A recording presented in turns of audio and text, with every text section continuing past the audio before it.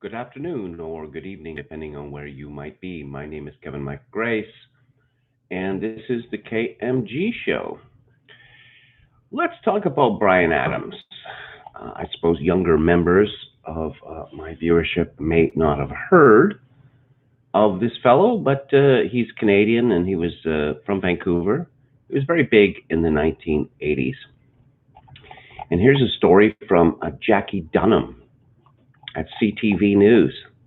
Canadian rock star Bryan Adams has apologized to any and all who were offended by his expletive-laden rant, blaming bat-eating, wet market animal selling, virus-making greedy bastards for the global coronavirus epidemic.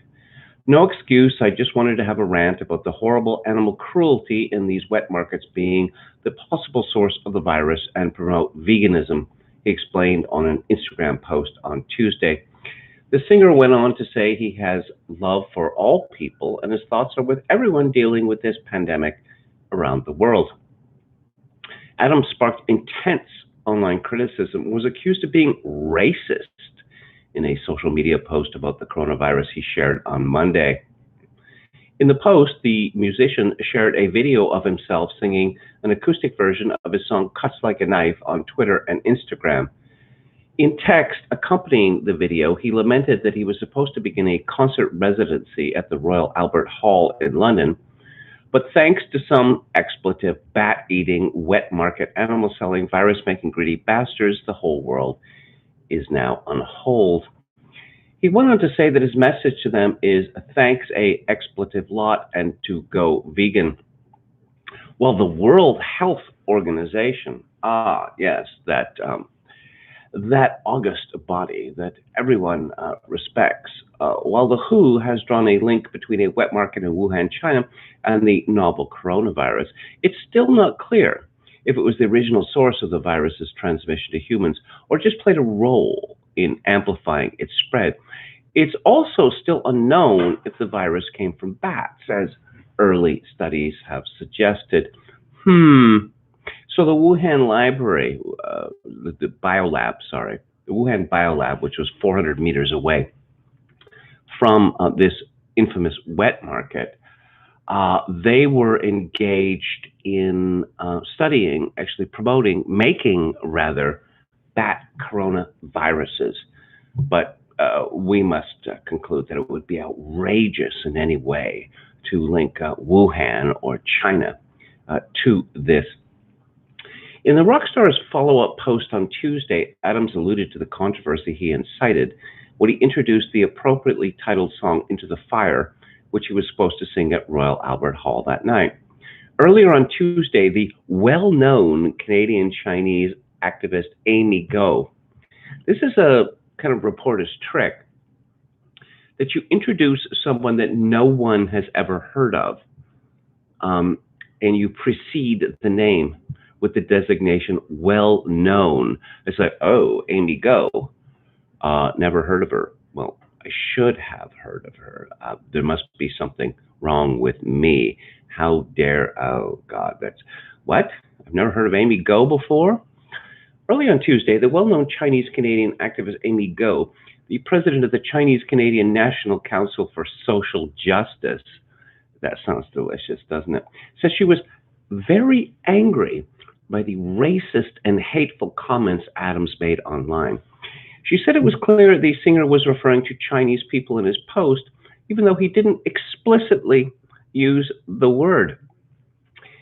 Everybody knew that he was referring to Chinese, and what he was doing was emboldening and justifying all the racist actions that have been taken against Chinese, she told a CTV News channel on Tuesday. Yes, I look at the news, Canadian news, every day, and I think that if there had been some sort of uprising against Chinese in our midst, I would have noticed it. Perhaps it's just, dirty looks. Go says she's frustrated by his comments because he's a public figure with many fans who idolize him. She said those fans will now be exposed to his opinions about the pandemic and may even agree with him. Oh, heaven forbid. I think it's unfortunate that we have someone like him in his position would have such hateful, thoughtless, I hope it's thoughtless, views about Chinese Canadians and Chinese, she said. When asked if she thought the celebrity should face any consequences for his remarks, particularly because he is a member of the Order of Canada, Go said she thinks the honor should be reconsidered for him.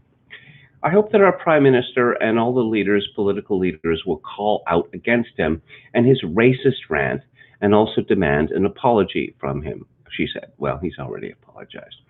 For him, he should actually consider his impact and really think about being outspoken against racism so he can make amends and, in fact, hope to challenge this cause of racism. Adams' tirade received immediate backlash online, with many commentators accusing the 60-year-old singer of being racist and anti-Asian. I was today old. Surely that can't be what the Twitter said, but I'll just keep reading. I was today old when I found out Bryan Adams is a racist, one Twitter user wrote. Was a big fan and was always the Asian boy singing Bryan Adams, which is misspelled in the tweet. Now I find out he is racist against Asians, another former fan said. In one popular comment on Twitter, someone revised the lyrics to Adams' hit song Summer of '69 to reflect the new controversy. Wrote my first real racist tweet, my career already in decline. Blaming the Chinese for my lack of income was the summer of COVID-19, one user wrote. Oh, very clever, very clever. Well, the tweet was deleted. The rant remained visible on his Instagram account on Tuesday morning. The comment section on the post was disabled, however. CTVnews.ca has reached out to Bryan Adams' management team for comment, but did not hear back by the time of publication. While the overwhelming majority of comments appear to criticize the rock star for his rant, there were some who jumped to his defense, claiming that his remarks were aimed at promoting veganism. Quote, Bryan Adams is a diehard vegan and animal rights activist, so knowing that, why is everyone jumping to racism to explain this tweet? Adams himself said he was just trying to promote veganism with his rant in his new Instagram post on Tuesday. You see, once again, as I've mentioned before, whenever someone delivers a statement which is outside the hegemonic narrative, it's always referred to as a rant. I'd just like to point out that the Chinese, well, obviously not all the Chinese, they eat cats and dogs. And the Chinese, again, not all of the Chinese, are fond of boiling dogs alive. They take dogs and they throw them into boiling water. Why would they do that? Because of their belief that the pain, the agony that these animals suffer during their death makes them tastier. Perhaps CTV News could write a news story about that. One of the things, I mean, you think that you know your own country, but I suppose it takes events, crises like COVID-19 to show you what the score is.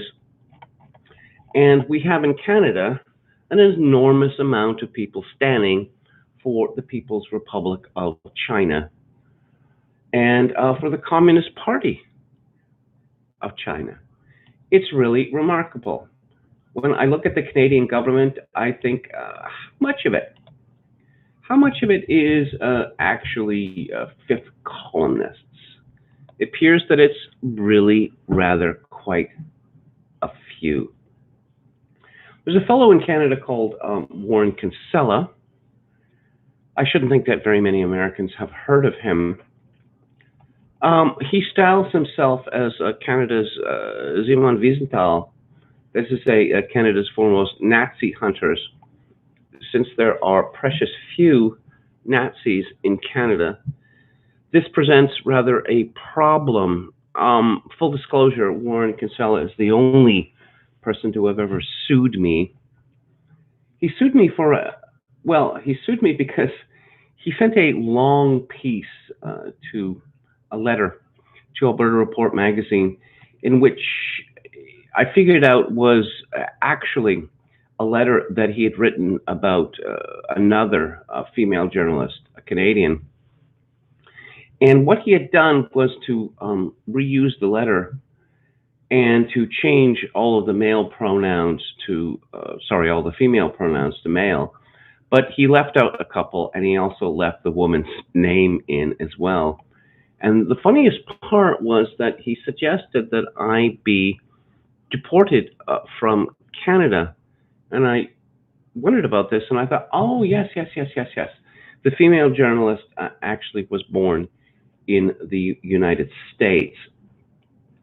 But so I ran his letter in BC Report, and I wrote a reply saying that this reminded me of a book by Solzhenitsyn, in which the prisoners, this is the first circle, were talking about the deportation. I think it was Article 69, the Soviet Penal Code, and they were all falling about laughing that, oh yes, being deported from the Soviet Union would be the worst thing on earth. And so he sued me, and Warren Casella has sued a great many people and has threatened to sue a great many more people. But in my case, well, as happens in these kinds of lawsuits, he would have had to flown me and my boss to Toronto and put us up in hotel rooms so we could be deposed, and he dropped it at that point. So you're wondering, what do Nazis have to do with COVID-19? Well, he writes today, it is a sunny day in August 1986, and the interview with Canada's High Aryan War priest is wrapping up. His name is Terry Long. At the kitchen table on his acreage outside Carolyn, Alberta, he looks like any other farmer, but he's not. Long has just spent several hours telling me how blacks are mud people and how Jews are the literal spawn of Satan, and how Jesus Christ was not a Jew. The interview over and safely taped, I demur, sorry, Mr. Long, but Jesus was a Jewish rabbi at all relevant times, I say. Long gets up and retrieves a book from his living room. He hands it to me. It's our Bible, he says, the Christian Identity Bible. Jesus wasn't a Jew. He taps the cover. It's right in there. The Calgary Herald photographer assigned to the story was Larry McDougall. Larry drove us back to the newsroom while I marveled. Jesus isn't a Jew anymore, just like that, I said to him, snapping my fingers. Print up your own Bible and make him into a sword-swinging Christian warrior, which the Aryans did. I could point out that Jesus Christ was the founder of the Christian religion, but never mind. Again, you're asking yourself, what does this have to do with COVID-19? Well, Warren is going to tell us. I was reminded of that long ago encounter this week. He was reminded of it. I think that Warren probably thinks of this encounter every day of his life. When I posted the number of deaths caused by the coronavirus in the United States on the day in question, around 72,000, by the time you read this, it is much more than 80,000. The number came from the Johns Hopkins CSSE. A woman immediately responded, "It's a hoax," she tweeted. I was stunned a bit. I blocked her. Others, Donald Trump fans, also started to claim, directly or by innuendo, that the Johns Hopkins figure was a hoax. Like, Terry Long and Jim Keegstra and Ernst Zundel used to say the Holocaust was a hoax. And if you didn't believe them, they had their own historical reference books to prove it, just like they had their own Bibles. Before the virus started to kill off thousands of us, Donald Trump literally said it was a hoax, too, conjured by his political enemies. Well, Donald Trump never said that. But accuracy is not something that has ever much troubled Warren Kinsella. Fret not, it would disappear like a miracle, he said. It would be gone by spring, he said, when it was warmer. Yes. When that was shown to be a lie, too, he mused about injecting people with disinfectants or bathing the insides of their bodies with light. Nobody needed to say any of that was a lie, however. Even Trump's most ardent followers wouldn't agree to inject bleach in themselves. Well, Trump never told people to inject bleach into themselves, not a bit. Scott Jensen, a Trump loyalist and Republican state senator in Minnesota, stated that COVID-19 numbers were being diabolically inflated by Trump's enemies. Soon enough, Fox's Laura Ingraham and InfoWars started repeating Jensen's false claim. QAnon came next, asserting that a fake death toll was designed to cause mass hysteria in an election year. Donald Trump, the troll-in-chief, promptly picked up the revisionist refrain. Trump retreated those who claimed Trump's enemies were inflating the death toll to steal the election. And now, of course, pandemic truthers are everywhere. It's a pandemic and a hoax. Do the Corvid, he keeps printing this as Corvid instead of COVID. Do the COVID deniers represent a real threat? Could they get away with such an evil lie? Terry Long, with his hand on his very own Bible, would likely say they could. As you heard, if you listen to this site regularly, Scott Jensen, who is a physician, revealed and linked to CDC instructions, Centers for Disease Control instructions, which told him as a physician that you should, take any excuse to put the cause of death of anyone as COVID-19, regardless of whether they had been tested, regardless of whether they had actually even shown symptoms of this. But you see what's happened here, that for people to deny that COVID-19 isn't the end of the world as we know it, well, they're Nazis. Well, they're health Nazis, okay? And this is what the mainstream has been reduced to, that there are states all across the United States opening up, and it drives these people crazy because these states must be closed forever or until the development of a vaccine, which could be never. And these people, they're unbelievably wicked. How dare they? They are choosing profit over humanity. Let's see. Someone called Heidi Lunn Stroud Watts, that is quite a name, described as anchor at Bloomberg TV, Daybreak Australia, Daybreak Asia, Beijing baby, Aussie bird, China markets FX pandas, usual caveats. Just in, China has imposed a ban on 4 major Australian meat processors following threat of tariffs of as high as 80% on Aussie barley. The Chinese ambassador 2 weeks ago, maybe the ordinary people will say, why should we drink Australian wine, eat Australian beef? That would be a terrible thing, if Australia were to decouple from China.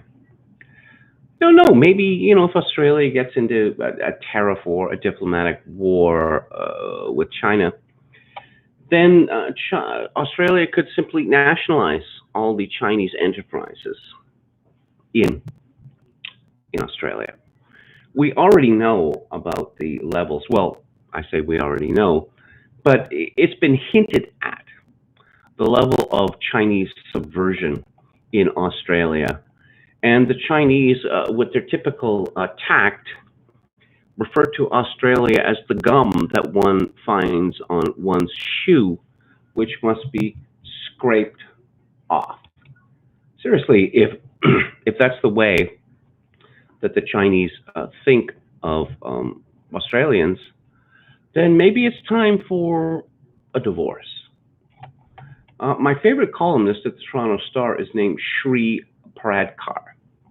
This is a woman from India who worked in Singapore, and then she came to Canada sometime in her 20s. And for several years now, this woman, described as race and gender columnist, has been lecturing Canadians on what they may and may not do. She had a hilarious column several years ago where she said that she had considered herself white until she came to Canada. I'm thinking that she's a Brahmin. I'm getting the impression that she's a Brahmin. I find it hilarious when Indians, that is to say, dot, not feather, and Chinese accuse us of being racist because these people have pretty much the highest racial consciousness in the world. Anyway, as she writes, a week after rejecting calls to collect race-based data on COVID-19, Ontario made a U-turn Wednesday and put the collection of disaggregated data into action. Dr. David Williams, Ontario's Chief Medical Officer of Health, said the province would begin collecting data to identify which populations are at risk, a development that came thanks to the relentless efforts of health equity experts and advocates. You ever heard of a health equity expert before? Well, now you have. In the 8 weeks since the global pandemic hit the country, Canadians have traversed new distances into our awareness of our collective vulnerability and of our humanity. Canadians have traversed new distances. Obviously, it would be easy to make fun of this woman, but obviously her first language is not English. Look closer, and COVID-19 is adding layers to the meaning of "we're in this together." Actually, the phrase is "we're all in this together," but never mind. "We're in this together" is used as a feel-good morale booster based on the premise that humans, or people, as someone cognizant with the English language would say, are united in a common cause against the same enemy, and in the end, no matter our differences, we are here for each other. This premise breaks apart on inspection. Yeah, I was kind of thinking that would happen. If there's anything the pandemic has exposed, it's not just that social inequities exist, it's not just that they deeply wound the marginalized, like Indian Brahmins, but that they hurt us all. It shows us that when we're this interconnected, this interdependent, the most privileged among us, not Shri Pradkar, she is in no way privileged, even though she appears in public with a dot, with a literal dot on her forehead. This is a woman who carries on about various inequities, class, racial inequities, and she appears in public with a dot, a bindi, on her forehead. The most privileged among us have a vested interest, if not a moral one, in making societies more equitable. York University professor Carl James is best known for his role in gathering groundbreaking data on Black experiences in sectors ranging from education and jobs to interactions with police. He has been avidly following calls to collect race-based disaggregated data on COVID-19. James argues that while Ontario's health data will reflect health outcomes for people of different backgrounds, it should make us have a good look in the mirror about ourselves. The mirror might help break down. See, this is the problem with metaphors, okay? I mentioned before, when I was an editor, I used to tell my writers, don't use metaphors, okay? Because they're going to get you into trouble. The mirror might help break down. So we have a picture here of a mirror breaking down things, which would be ugly because, of course, the mirror would break and it would shatter glass all over everything. Might break down how we got to a place where some of us are more at risk from a deadly virus than others. Let's begin with stereotypes. Stereotypes about dirty homes. Uninterested parents, absentee fathers, etc., make educators unable to see certain students, but especially Black and Indigenous ones, as having real potential. So this high caste woman from India, she feels this collectivity, with Black Canadians and with Native Indian Canadians. We're all the same. We're all in it together. No, you're not, actually. Data shows these are the children most expelled, suspended, and streamed out of pathways to university. What does this have to do with COVID-19, by the way? Especially since the schools in Ontario have been closed for quite a few weeks. What jobs are they likely to get, said James. What jobs they're likely to get might be service jobs. You mean like most people these days? And if you look at right now and what happens to certain service jobs in terms of this crisis of COVID, it's going to be it's going to disproportionately impact people based on the education they get. Well, it might be a surprise to Mr. James. A great many people with university degrees are actually working in service jobs now a day. I've seen this. Women are suffering more from COVID-19 again because service jobs. But now, apparently, it is Black Canadians who are suffering most from COVID-19. Even if they make it through college, stereotypes continue to lead to discrimination in the job market and access to housing. Really, now. Research shows racialized people. You see, they don't have races. There are no such thing as races. But evil white people have imposed a race on black people. It's kind of funny that she refers to black people all the time, and what does that mean exactly? Is there a racial category called black? No, there isn't. She's referring to the color of their skin, but of course, people who are called black, they go from being sort of coffee a lait all the way to the proverbial black as the ace of spades. They also come from all over the world. What is it that they have in common? I would say that people like Shri Pradkar have racialized these people because apparently, someone from Tanzania or someone from Marseille or someone from Montreal out of Haiti, they're all essentially the same through her eyes. I don't know. That seems problematic, one might say. The 2016 census showed that 1 out of 5 people in color are low income, compared to 12.2% of white folks. Instead of white folks, not white people, but white folks.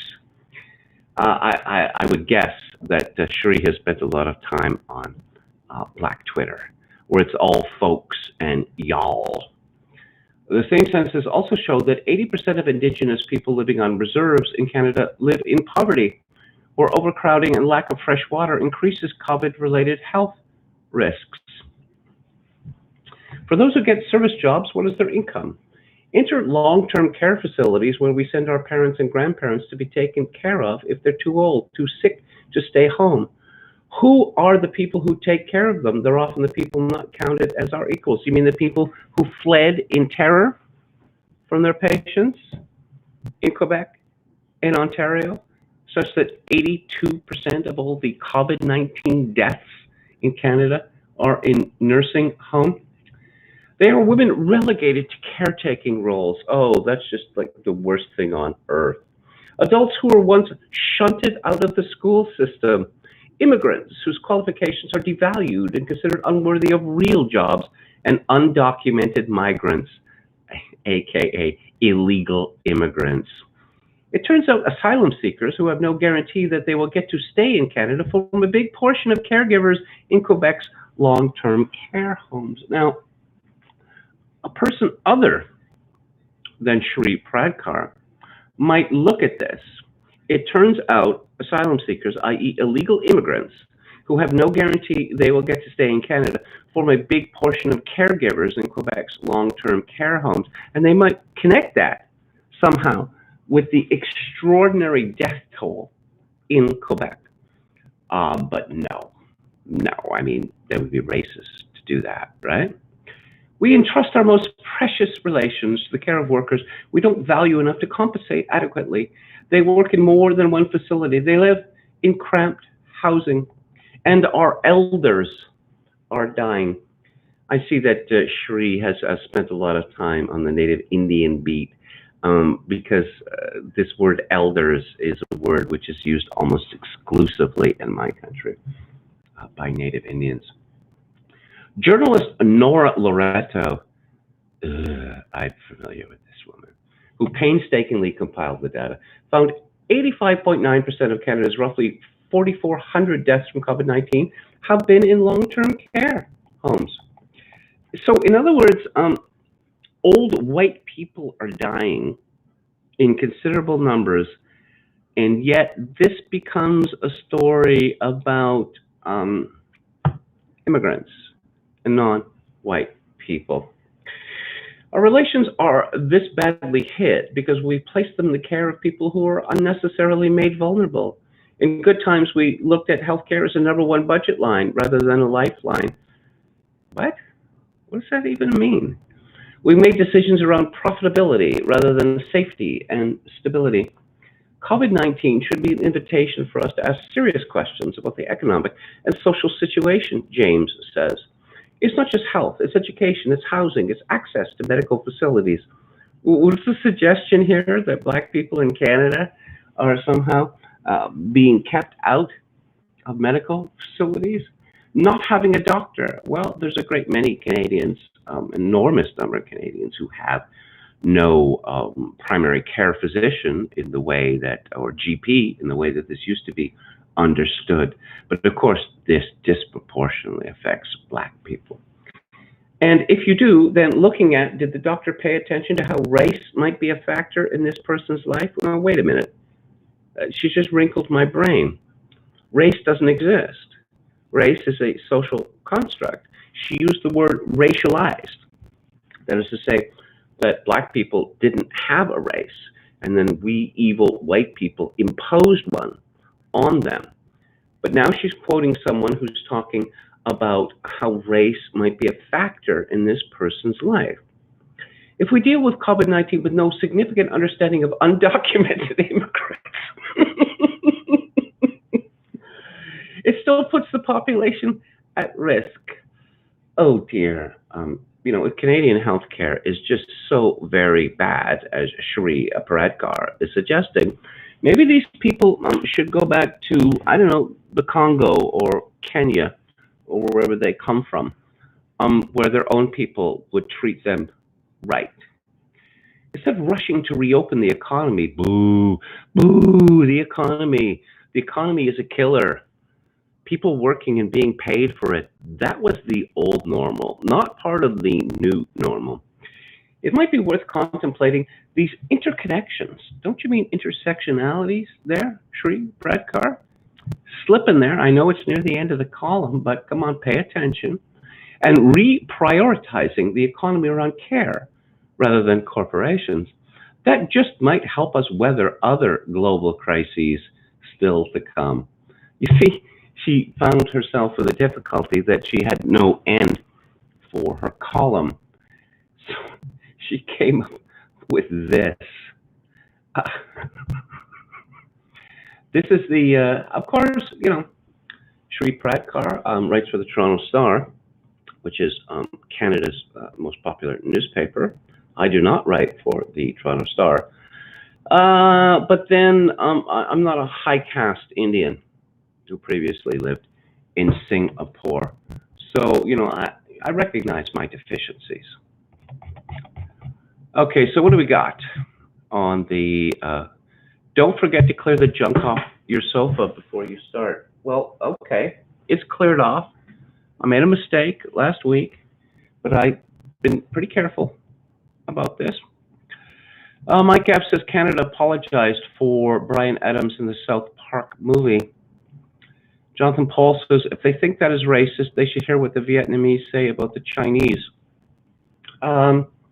Yeah, Amy Chua, the famous Tiger Mom, wrote this book called World of Fire, in which she talks about market-dominant minorities around the world. And she is from Asia.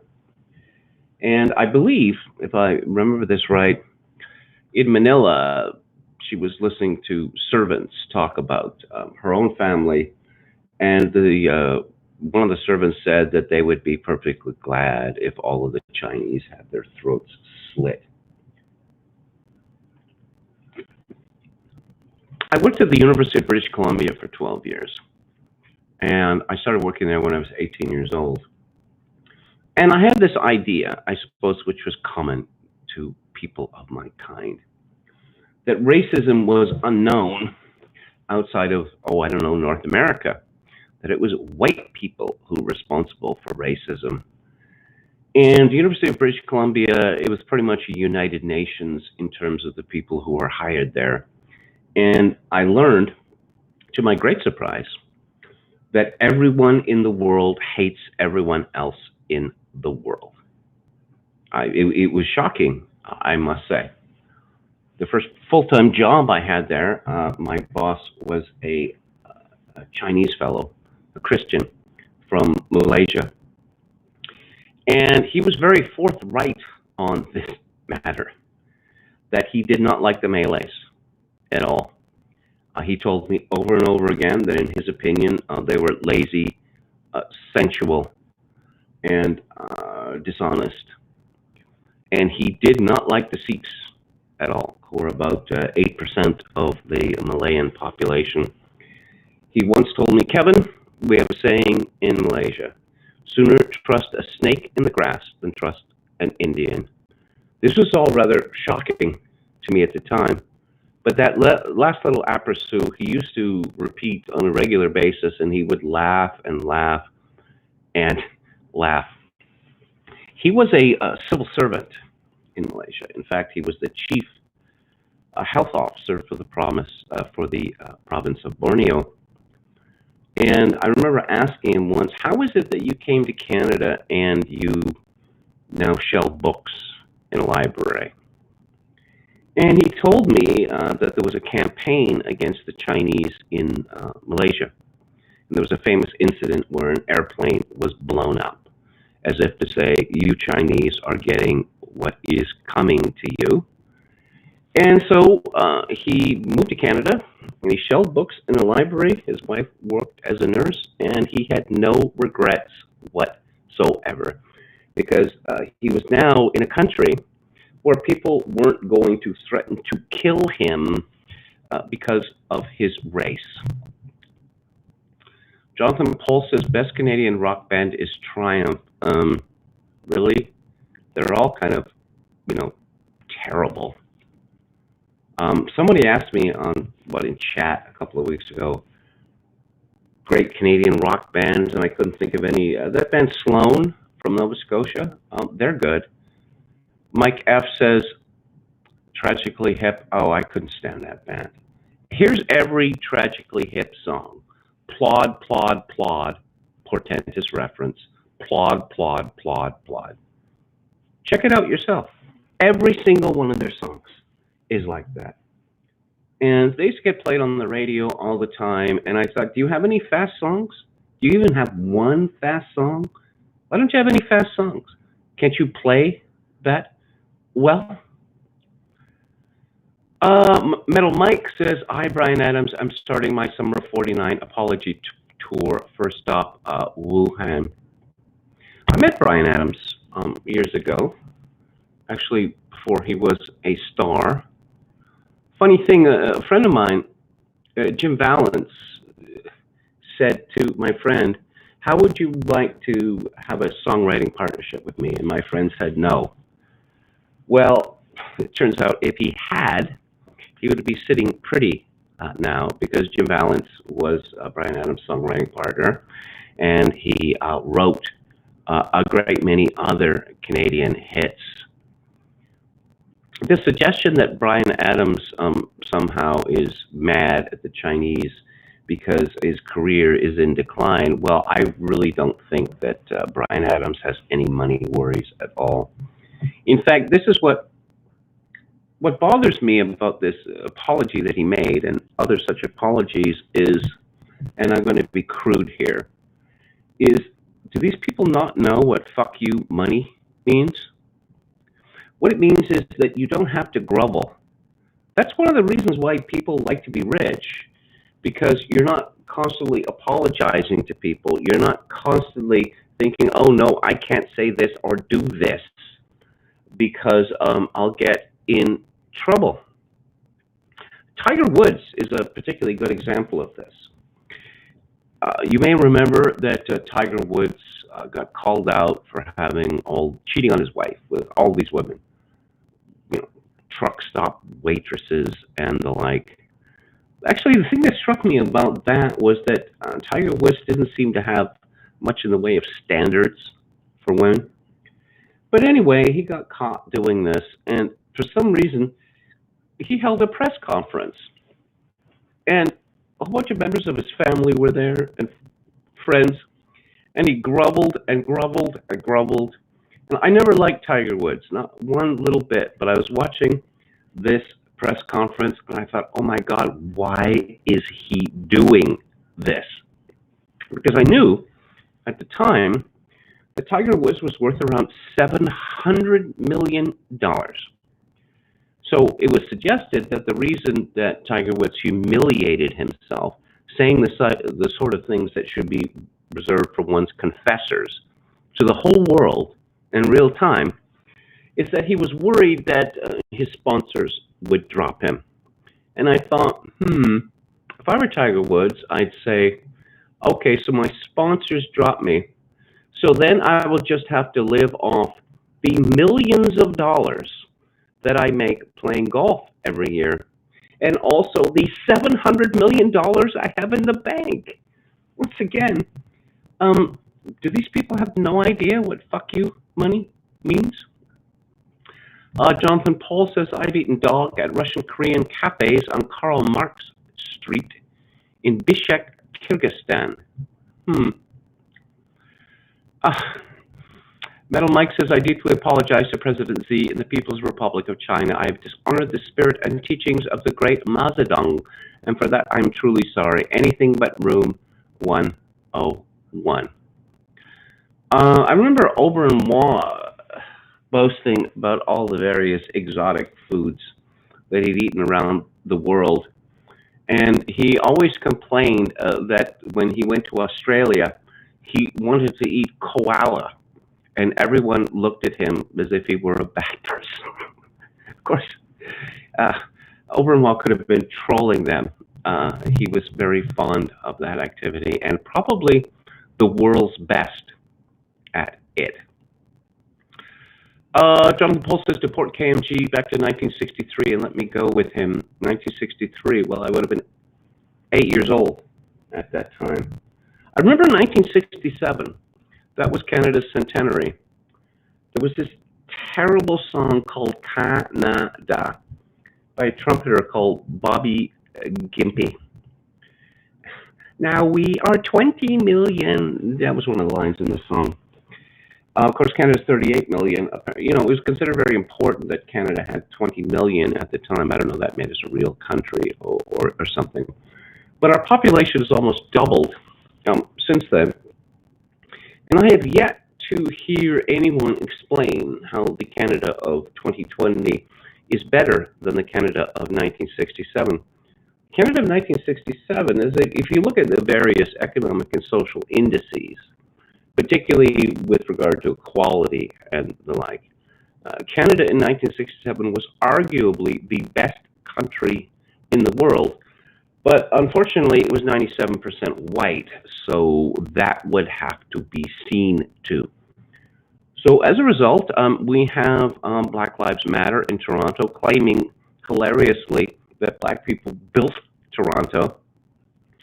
In the 1971 census, the number of blacks were reckoned at 34,400 in a country of over 20 million people. Now they are, I believe, 1.1 million. I've long thought that Canada was envious of the United States because Canadians, you know, they lived through the 60s and they read about Selma and watched on TV Selma and Birmingham and all that sort of thing.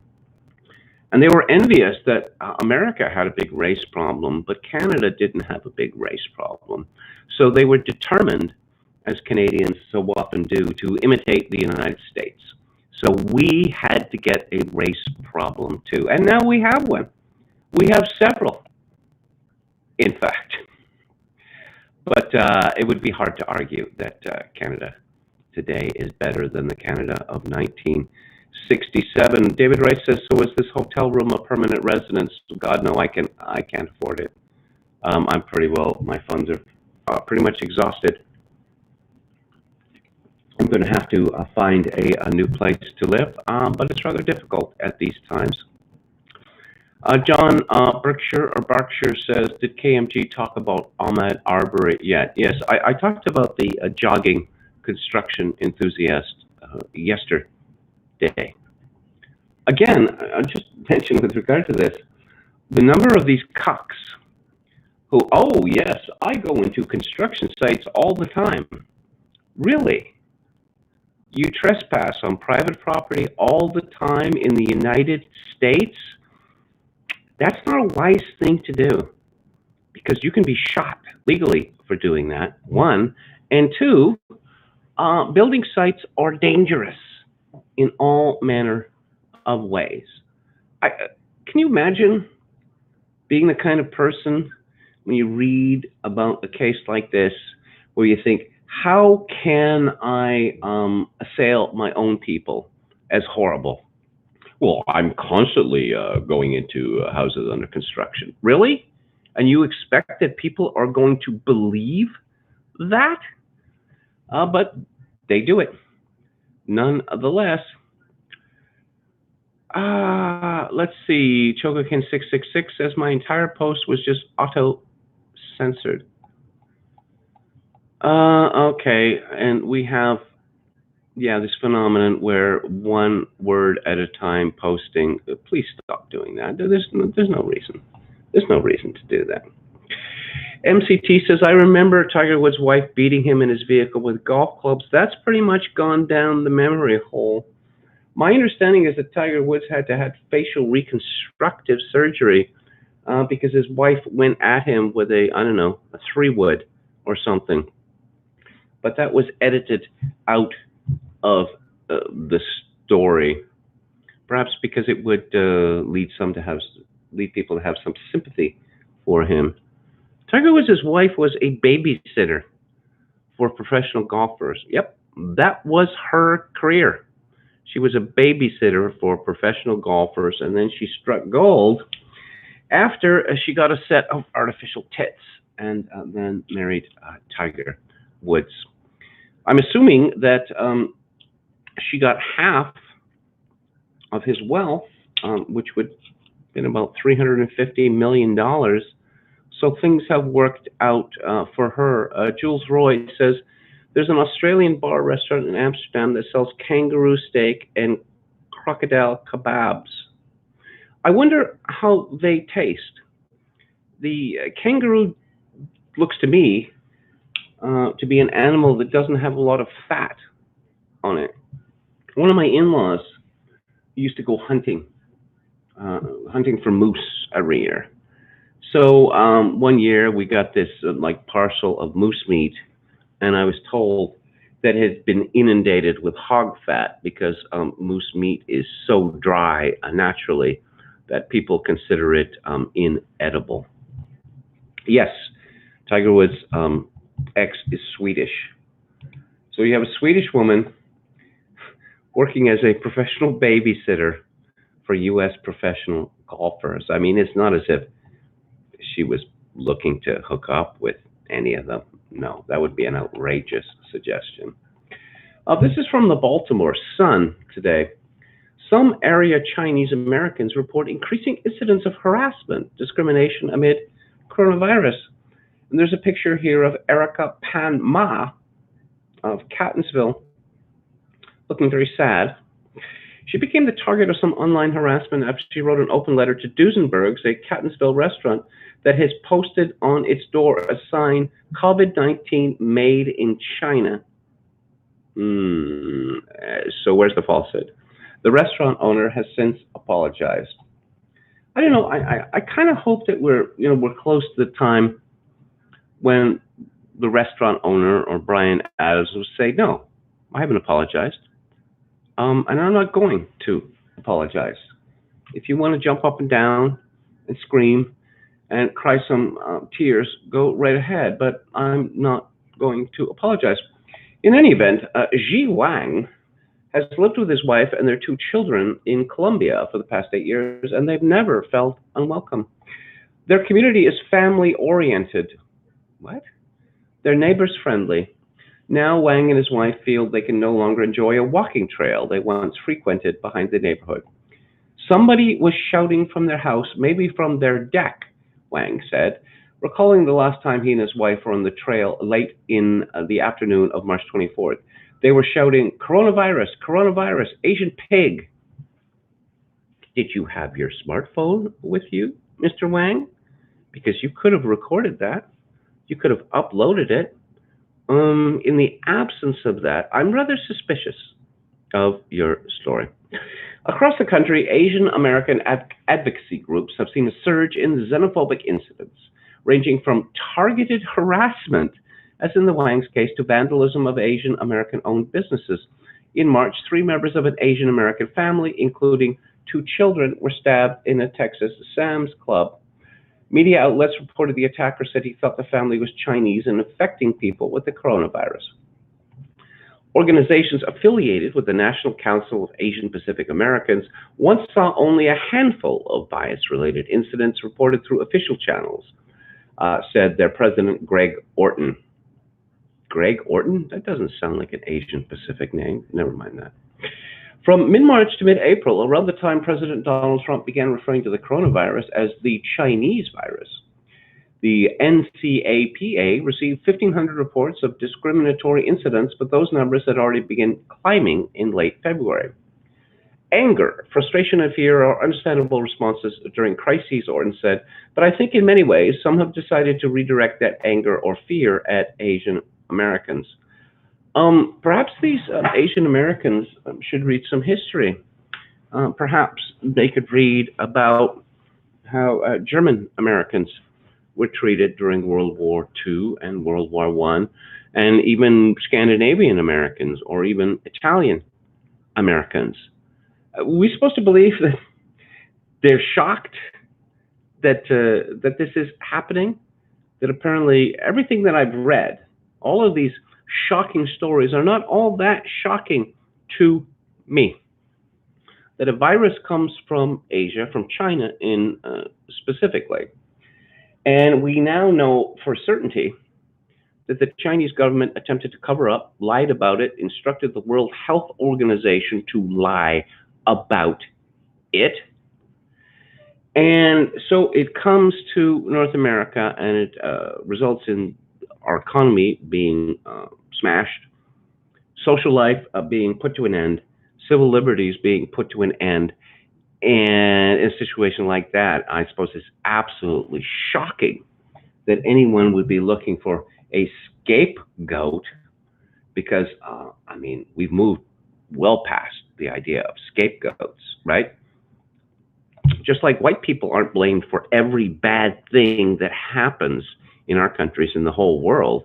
I mean, that would be outrageous. So obviously white people are not blamed for every bad thing. Or white people are being constantly reminded of slavery, which happened in the South of the United States amongst the rich elite. And so it's not as if slavery is constantly being brought up. Let's see. While NCAPA reports an uptick in bias-based discrimination, police in Baltimore City and Anne Arundel, Baltimore, Carroll, Harford, and Howard County said they haven't received recent reports of incidents targeting Asian Americans. So the whole point of this story is, the lead of this story is Asians in Maryland under siege. And then the reporter actually puts in the story that police in Baltimore City and in Anne Arundel, Baltimore, Carroll, Harford, and Howard County said they haven't received recent reports of incidents targeting Asian Americans. So that is to say, it's not happening, or not in any substantial way. Clarksville resident Sunny Zhang had commuted by train to her Washington, D.C. office for the past 6 years without incident. She doesn't mind the 20-minute walk from Union Station to the office where she works as a computer engineer. On one of her last commutes, before she began working from home, she realized she was being watched by a bulky man who towered over her in stature and who she felt was looking at her menacingly. He followed her for about 4 blocks silently at first, before he started shouting, mixing in some expletives. There's some expletive going on in your country. Do you know that? He said. Go back to your own expletive country. Zhang walked faster and tried to ignore him. As the insults continued, she turned and yelled at him. But inside my heart, I'm scared, she said. While I'm fighting with him, I was kind of almost running towards my office. I just prayed in my heart, please, please, please, don't let him do anything to me. You have a smartphone? Yeah, you do. I know you do. So why weren't you taking pictures and video of this?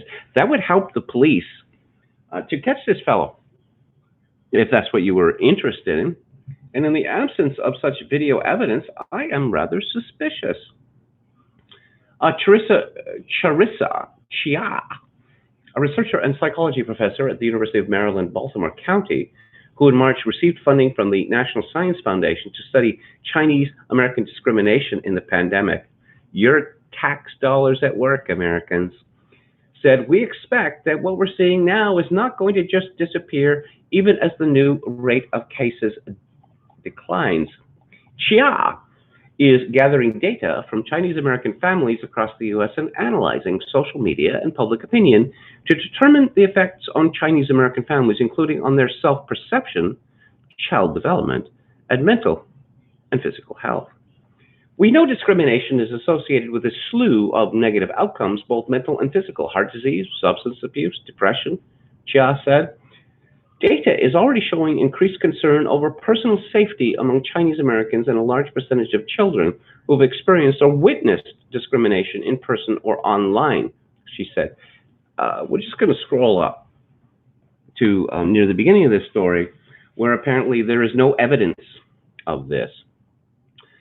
Preliminary analysis of Twitter also showed a spike in xenophobic rhetoric and the blaming of Chinese Americans around the time Trump and other political leaders began using terms like the China virus and Wuhan virus, Chia said. The blaming of Chinese Americans, is that what's going on here?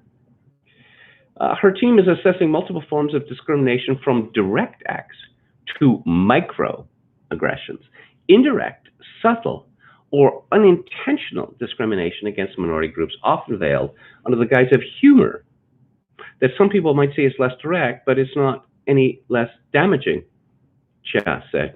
Microaggressions. Again, I will remind people what I've learned from my study over the years of documents that claim to show enormous discrimination against various groups in Canada and the United States, that one of the largest categories is apparently dirty looks.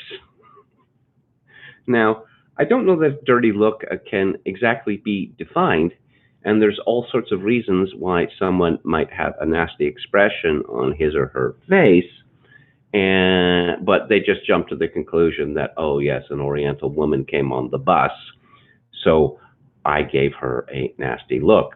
There are some people who are rather cursed with looking unpleasant at all times. And perhaps there's people from foreign countries who are not really familiar with our society and its mores would jump to the conclusion that they had been singled out. Again, this question of envy.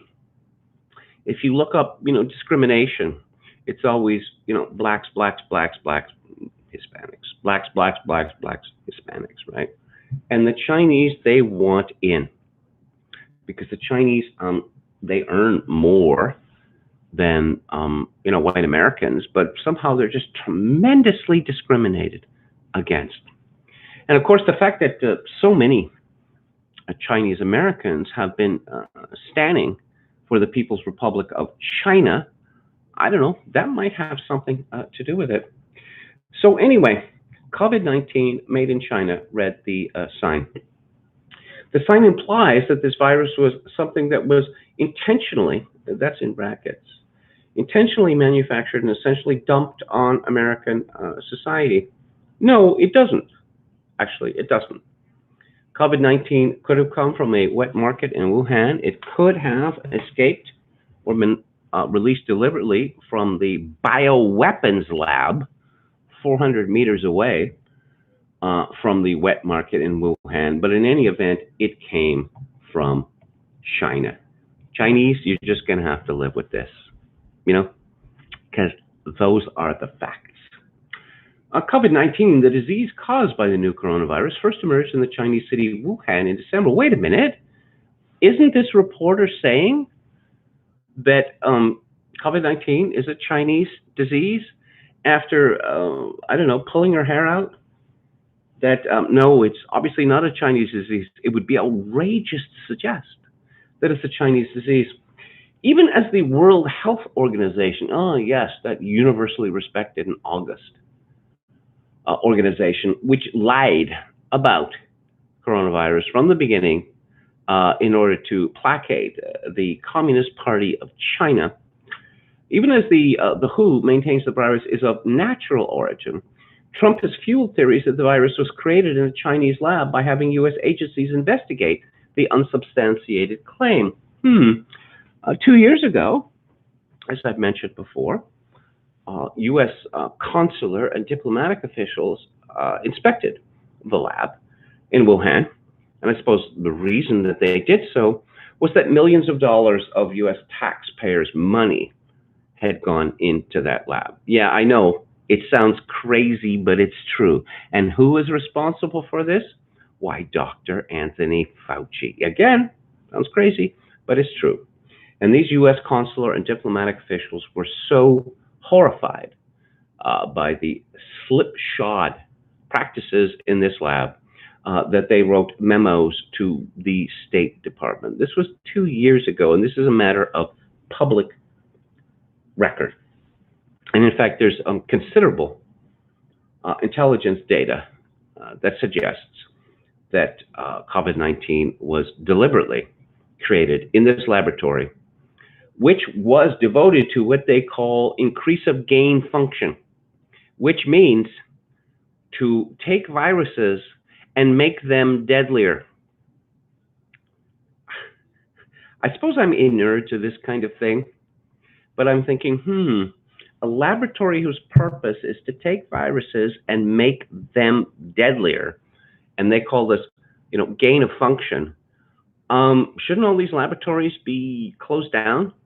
Shouldn't everyone involved with them lose their jobs or maybe go to prison? No, but apparently the world scientific community, and we all love science, believes that, well, yeah, of course we have to make viruses deadlier. I mean, what are you going to do? Not make them deadlier? That wouldn't be very scientific. Again, maybe one of the things that will come out of the COVID-19 disaster is that scientists get taken down a peg or two or three or four because they're far too big for their boots, and the kind of thing that they engage in threatens the future of humanity. Gene splicing. Ooh, you know who's really into gene splicing? The Chinese. I mean, if that doesn't keep you up at night, sweating in the dark, I don't know what would. So let's see.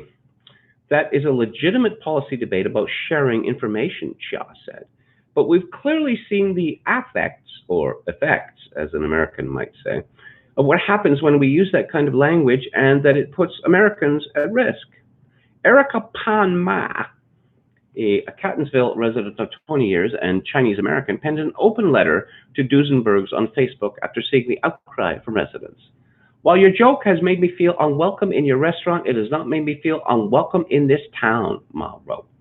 But the problem with things like this is it can escalate, Ma said. A Facebook user not associated with the restaurant subsequently posted Ma's photo and a second photo of her and her children to Duesenberg's Facebook page. If you want to try to publicly destroy a business, you should be brave enough to show your face as well, the user wrote. Even though there was nothing overtly harassing, the fact that a person put a picture of my children online just brings it to a new level, Ma said.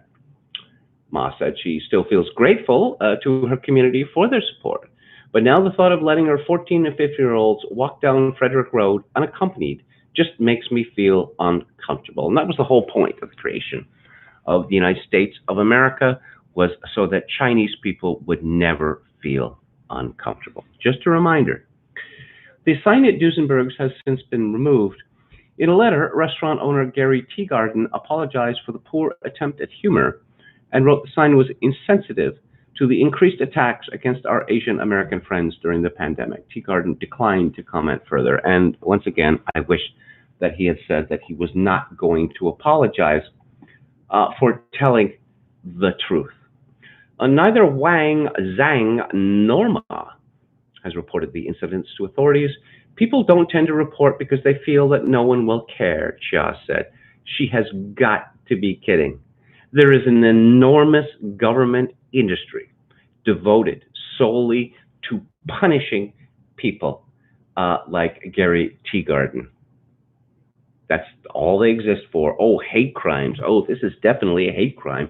Some Chinese person has been made uncomfortable, so we will unleash the full power of the state against a restaurant owner. When we can document it, that's when we can have more active attempts to put resources into addressing the issue, Chia said. Again, you all have smartphones, so if some bubba is screaming abuse at you, then make a video of it. You'd get a very gratifying response if you did that. Chia also stressed the importance of bystanders speaking out when they witness forms of discrimination and blame. It lets the victims know that you see them and that they are not alone, Chia wrote in an email. You're making a statement out loud that in this space, that this is not normal and this is not appropriate. It's important for you to say it out loud that this is not right. Perhaps if these people knew a little bit more about American history, perhaps they would be aware of the anti-Chinese agitation in the latter part of the 19th century and the early part of the 20th century. What these people are experiencing, if it doesn't even bear comment how trivial this is, I don't know, compared, as I say, to what happened in the battles between labor and Chinese in the past. But microaggressions, got to keep an eye out for microaggressions. If you get enough of these microaggressions, I don't know, maybe 100 microaggressions actually together, that they equal an actual aggression. Let's look at the chat here.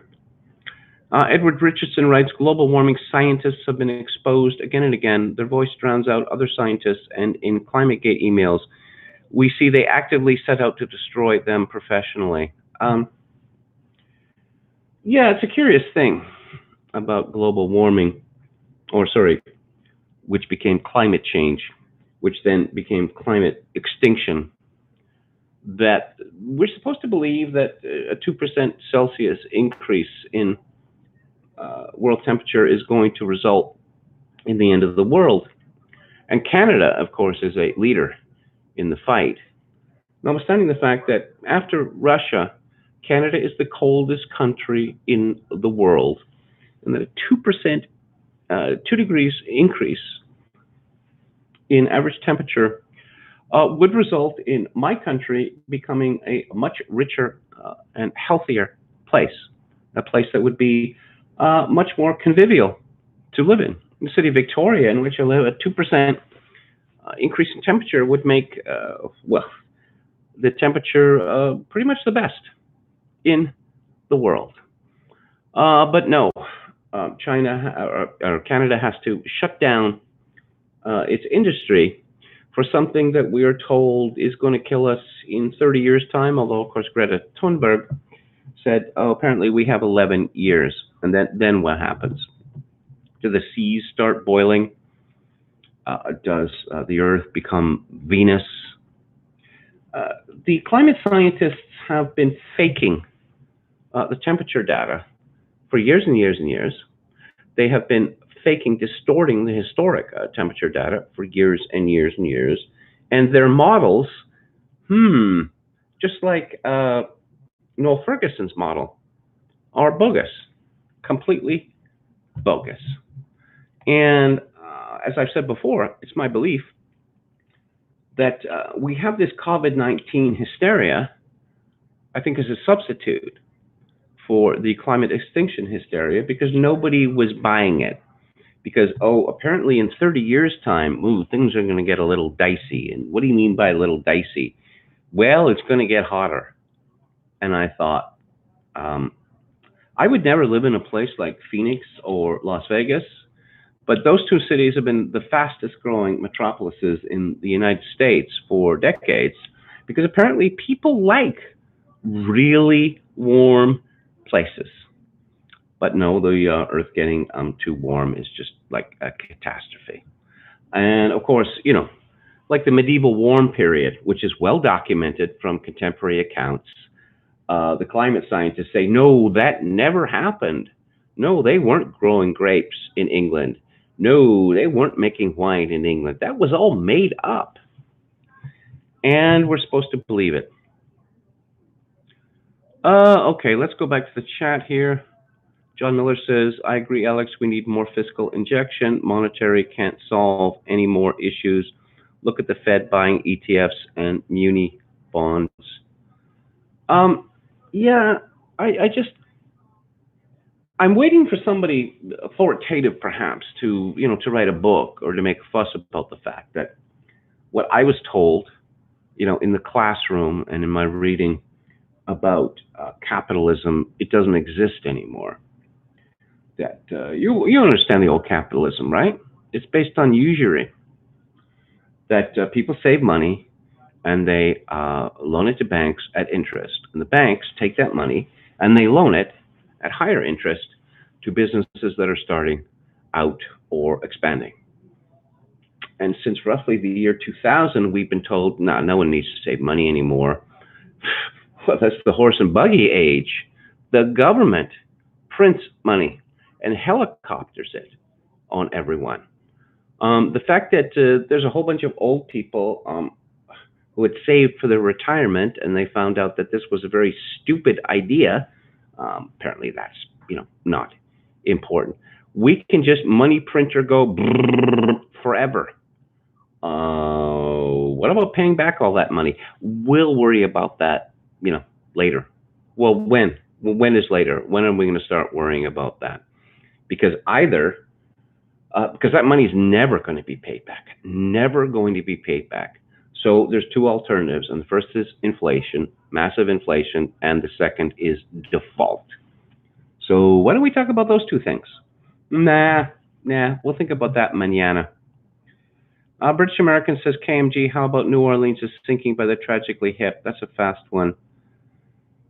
I suppose it's fast, for them.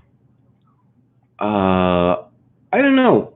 The Tragically Hip is one of those bands I just kept being told, they're so great, they're so great, they're so great. And I thought, well, they must be great because I'm told that they're great. And then I listen to their music and I'm thinking, it's nothing, really. It's really nothing. Let's see, what am I going to talk about next? How about something from VDare? Let's talk about that. An unnamed person called Happy Canuck had a piece on VDare, and actually this is from 2017, but VDare reprinted it. I think I know the fellow who wrote it. I'm not going to dox him, of course. But it's about Toronto, and Toronto is a city in which I was born. I didn't live there for very long, about 4 years. But it's called Son of East European Immigrants Reflects on the Fall of His Toronto. I just read in my morning newspaper that whites had become a minority in Toronto, my hometown, where I've spent my entire life, is now a majority minority city. And he quotes from the Toronto Star. Most people in Canada's biggest city now identify as visible minorities, as new census data shows increasing diversity in Toronto and many of the neighboring suburban areas. Yes, diversity means non-white. That is solely what it means, non-white. I could point out that, Toronto, Canada in general, was already plenty diverse. That is to say, you had the English, the Welsh, the Scottish, the Irish, and you had Germans, Ukrainians, Italians, Jews, Polish. So Canada was already plenty diverse, but I suppose that's not real diversity because it was white diversity, which doesn't count because all white people are the same.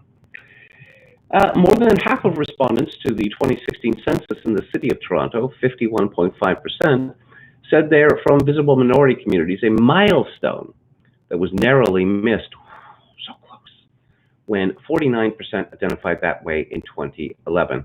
Authors note, visible minority is the Canadian government's term for non-whites.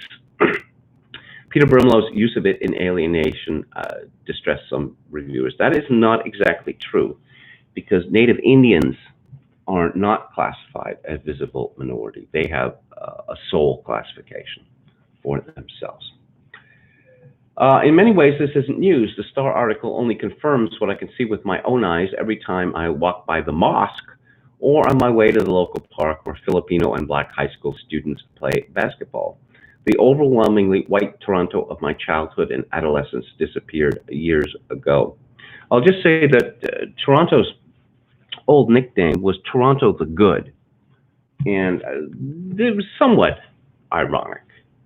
But Toronto was, for most of its existence, a solidly Presbyterian city, where, for instance, movie theaters were not allowed to open on Sundays until the 1970s. Oh, look, there's a reference to my favorite Canadian journalist. Shri Paradkar, Toronto Star race and gender columnist, is herself an immigrant. And there's a link to her hilarious column, I Was White Until I Came to Canada. And she's just wrong. The demographic change had nothing to do with capitalism and was not inevitable. It was a choice. It wasn't a choice of the Canadian people, I can tell you that. Although politicians and the immigration lobby cynically cite labor shortages as a justification for taking in more than 300,000 immigrants a year, about to be raised to an incredible 450,000 multiplied by 10 to get the U.S. equivalent, Canadian immigration policy comes with heavy fiscal costs. Actually, we've discovered that, 300,000 immigrants or more than that, well, those are people who are supposed to be permanent. The actual number of foreigners allowed into Canada every year is actually 950,000. Now, supposedly, only about 350,000 of those are immigrants. Landed immigrants is the term we use in Canada.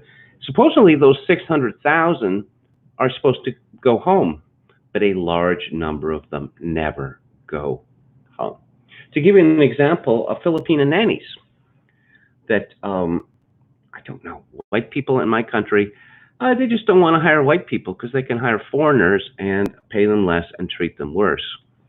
But there's a large number of Filipino nannies in my country, and they come here and it's ironclad that they're here for, 2 years, or maybe 5 years or something like that, and then they have to go home. And routinely, they argue to the government that they have made a life in Canada, that they've become Canadian somehow, and that it would be cruel for them to go home. And the Canadian government routinely says, yes, it would be cruel, wouldn't it? So you get to stay. So that is one of the paths of illegal immigration in my country. You stay here for a couple of years, and then you claim that it would just be, torture to go back to your native country. According to the Vancouver-based Fraser Institute, we estimated in our earlier papers that because of the low average incomes of recent immigrants, the low taxes they pay, and the government services they absorb, the fiscal burden on Canadian taxpayers was over $6,000 per capita in fiscal year 2005-6, and that the total fiscal burden in that year was between $16.3 billion and $23.6 billion. Toronto and other parts of Canada have changed, not because of economic necessity, but because politicians in Ottawa see political advantage in electing a new people, which is a reference to a famous poem that Bertolt Brecht wrote after the rebellion in Berlin in 1953. The Federal Liberal Party, broadly equivalent to Democrats, have long supported high immigration because most newcomers vote for them. But as the 1980s Brian Mulroney's Progressive Conservative Party, broadly equivalent to the Republicans, decided two could play at that game. largely in a bid to win over immigrant voters. Mulroney doubled immigration levels, something which in Canada can be done by executive action. This conservative courting of immigrants continued under Stephen Harper, not that it did him much good. And there are several references to pieces that I have written on VDare on this subject. In 2011, when Stephen Harper won a majority government, he got 31% of the visible minority vote. 31%.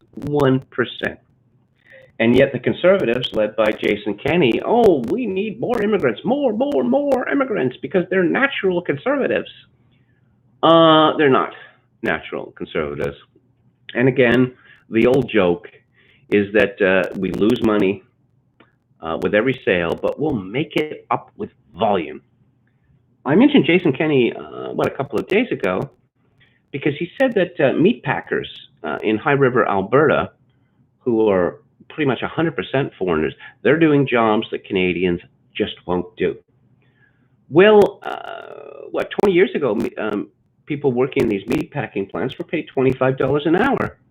And then they decided, nah, we can't allow Canadians to have decent wages, so their wages were slashed almost in half. And so they decided to import all these foreigners to do the job. Jason Kenney has been notorious, at least to me, for many years in slagging Canadians, saying that they're lazy and indolent and that these foreigners are so much better. You know, they're all entrepreneurs. They're just such natural conservatives. And again, these natural conservatives, at least the ones from India and China, which make up the bulk of immigration to Canada, they don't think twice about routinely aborting female babies. Because you want a male baby. You don't want a female baby. Female babies are trash. Maybe after you have a few boys, you can have a female baby. Jason Kenney was once famous as a pro-lifer, and I think the facts about how Indians, dot not feather, and Chinese, what they think about female babies is well known to him, but that's not going to affect his sucking up. Not one little bit. So Happy Canuck continues, so where does this leave Toronto? Is this new non-white city a better place to live than the old Anglo-Protestant city I grew up in as the child of Eastern European Catholic immigrants? Of course, different people will give different answers, but I see this change as a catastrophe whose full consequences we have yet to see. The problems facing Toronto could fill a book, but here are some of the major ones. Rapid population growth has pushed up the cost of housing. Modest houses in central Toronto that until recently were owned by working-class families can now cost $1 million or more. And there's a link to a story from the Globe and Mail from 3 years ago. $1 million now buys a teardown in Toronto's Greektown. So who benefits from this? Key bono. Homeowners benefit from it because in Canada, you don't pay tax on the profit from the sale of a primary residence. So homeowners, they benefit, and we're talking about boomers here, the people who bought when houses were low. And the real estate industry benefits, because obviously the higher house prices become, the bigger their commissions. And thirdly, municipal governments benefit because of property taxes, and property taxes are assessed on the basis of the worth of a property. So that's who benefits. Gentrification is pushing white workers out of their old neighborhoods. Even renting is very expensive. The cost of housing has created a high demand for public housing, which is in very bad shape. There's also a shortage of shelters for the homeless, which has been aggravated by Ottawa's lax refugee policy. Of course, since this piece was written, the Canadian government has been putting many thousands of, illegal immigrants in hotels. Yep, that's right. Population growth has created urban sprawl, eating up southern Ontario farmland. Efforts to contain sprawl by creating a green belt around the city while at the same time promoting higher residential densities has caused upheaval in many neighborhoods as residents fight back against new residential towers. For quite some years, for decades now, People have been riding the GO train, that's what they call the commuter trains in Ontario, from as far north as Barrie to Toronto. If you find Toronto on a map and then find out where Barrie is, that will give you an idea of just how congested Toronto is. And there's something like 250,000 new people coming to Toronto every year. Traffic gridlock has made commuting a nightmare, as I suggested. This has also imposed economic costs in the greater Toronto area. The high cost of housing, combined with the fact that many immigrants work in low-wage jobs, has made poverty a serious issue. Toronto has a black street gang. While our civic leaders like to say Toronto is a safe city, guns and drugs are a serious concern in many areas. Much of this violence isn't covered by Canada's mainstream media, but every few years a high-profile shooting brings it out in the open. Or, more recently, you read stories about some Toronto high school where there's some sort of outrage, where dozens of students beating the hell out of someone or up against the authorities, and then you delve into the story, and then you see certain names, like Shaniqua or the like, popping up again and again. Now, as Shri Pradkar had pointed out, black students in Toronto, they are more likely to be disciplined in the schools than non-black students. And of course, this is entirely racism. You see, because if one group is singled out ever for something, bad, it must mean racism. It has nothing to do with, their behavior. Efforts by police to control the street gang problem have led to tensions between blacks and the city's police force. Toronto has its own Black Lives Matter movement, while the Toronto Star and black activists constantly protest against the police practice of carding black youth, since suspended, i.e. stopping black men in high-crime neighborhoods and questioning them in order to gather information. Carding means the police ask for ID. Terrorist threats from Muslim extremists is another problem. Many native-born whites no longer feel at home in places they've lived their whole lives, and why wouldn't they feel lost when large parts of the metropolitan area seem more Chinese than Canadian? Oh dear, anti-Chinese prejudice. It's the same thing in Vancouver, where I lived most of my life, that it's common in Vancouver to get on a bus or subway car and, oh, I'm the only person speaking English here. And it is very alienating, I must say, to have a bunch of people speaking volubly in a foreign language, and maybe they cast a glance in your direction. Maybe they're talking about you. Maybe they're not. But the suggestion is that you have been made an outsider in your own country. I left Vancouver in 2001 for several reasons. It was impossible for me to rent a home to keep my family in because the prices were just so outrageous. There was a transit strike, a bus strike, which lasted for something like 5 months. And I just got fed up with going into stores or even banks where, the clerk behind the counter, it's clear that she does not understand English, and I cannot understand what she is saying because of her just off the boat accent. And it is federal government policy in my country. It is the law that all federally regulated institutions, such as banks, TV stations, radio stations, et cetera, must have affirmative action quotas. That is to say that if you arrive in Victoria, say today, you have more privileges than someone who was born here, or someone whose family has been in this country for hundreds of years. That's the law in Canada. You will hear Canadians talk about equality. Well, whenever you do, you should laugh at them. And you should look at Section 15 of the laughably named Charter of Rights and Freedoms, where group superiority is explicitly written into Canada's Constitution. Yeah. So, Let's see. Happy Connect says, I still think Canada is a good place to live compared to other countries, but I see things headed in the wrong direction. And the main culprit is bad immigration policy. While Toronto isn't the only part of Canada hurt by immigration, it offers particularly compelling lessons about the damage bad policy can do. I started my list of Toronto's problems with the cost of housing because it's the one that weighs most on my mind. I wonder how much longer I will be able to live in the city I grew up, and that's painful. This has been my own experience. I look at the places where I lived when I was a child, and I think I would have to be stinking rich to live there now.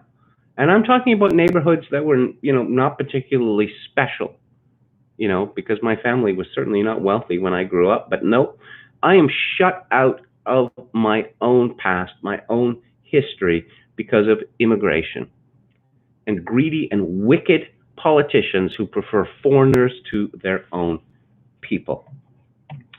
Let's see, I also worry about the racial tensions that exist here. I disagree with Toronto's motto, diversity our strength. There's a coat of arms that actually says diversity our strength. It's hard to believe in the value of racial diversity when you live in a city full of black street gangs. It's even harder when you have groups like Black Lives Matter constantly attacking the police for doing their job. Well, more than that, here's a typically Canadian intersectional story, that there was a huge problem with the Toronto Pride Parade, or Gay Pride Parade, excuse me, because Black Lives Matter insisted that they be put in the forefront of any gay celebration. Blacks must come first, always. And they had some demands to make of the people who run the Pride Parade, and they were not met. So Black Lives Matter said, okay, we are bowing out of the Pride Parade. And you can just imagine the hysteria that this engendered. Oh my God, we can't have a Pride Parade without Black Lives Matter. And so they said, this was a couple of years ago, they said they were not going to be at the parade. And then they showed up at the parade anyway, although they were not licensed to be in the parade. And they attempted to hijack the parade. And the intersectional grievance that was created by this was just too delicious to behold. It was just too funny. Toronto used to consider its sister city to be Chicago, city of broad shoulders, docks and all that kind of thing.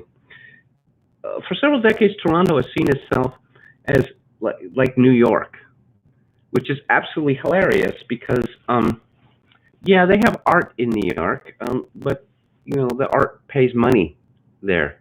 It does not in Toronto. All of the art in Toronto is the direct result of taxpayer money. And if it were not for taxpayer money, the whole arts community would disappear, just like that. And there's nothing more ridiculous than a Toronto hipster. It's too funny. So I mentioned this column, I Was White Until I Came to Canada, by Shri Paradkar. There's a picture of her, and she has a ring in her nose because, of course, she does. They were innovators, scientists, and mathematicians. They held a monopoly over knowledge. No one holds a monopoly over knowledge. Land ownership, that's more to the point. Intellectual professions, social institutions, and political authority. They dominated society by setting the rules for the default standards of language, of behavior, of customs, and traditions. Sound familiar? They are my ancestors. From where I come from as a middle-class, upper-caste Indian, the creators of a system so resilient, it survived centuries after centuries of invasions and colonization by the Greeks, the Mughals, that's to say the Muslims, the Europeans, the British. Born in post-colonial India, I grew up with strong female role models, Hindu goddesses, warrior queens, feisty politicians, professional aunts, and a mother determined not to allow my sister and me to be treated differently from our brother. Here's a fun fact for you. Sikhs dominate Canadian politics. I won't go into the reason why that is, considering how relatively few there are in my country, but they dominate Canadian politics. Sikhism evolved in the Middle Ages as a militant Hindu response to the Muslim invasion of India. And they have their various signs, the turban and the kirpan, which is a dagger, which they must carry on them at all times. How Sikhism managed to come to Canada.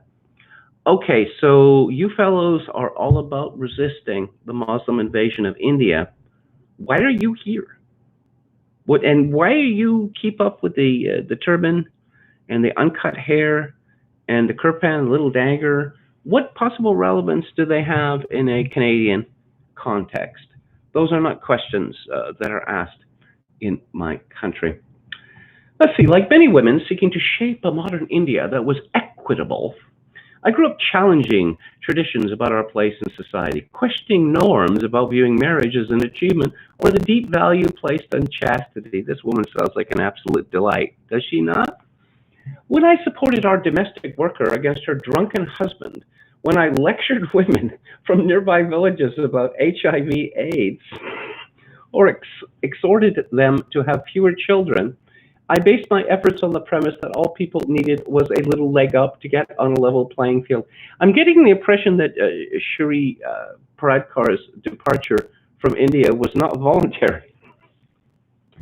You could say I was a well-meaning white feminist, but you're not white, and besides, race doesn't exist. People are racialized against their will.